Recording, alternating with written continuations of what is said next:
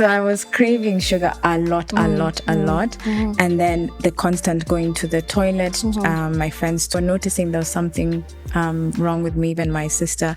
And then I was always hungry. Right, yeah. And then when it came to exercise, I was out of breath. I couldn't lift my own weight. And then the inflammation started to kicking on my knees. Yeah. And then one day I wake up, my face is very swollen. And then when I was first diagnosed with it, I was just told to go have a baby. I was not explained anything about PCOS. They just told me, go have a baby and you will be fine. In fact, when they did the scan, the guy was like, oh, I can see some cysts here.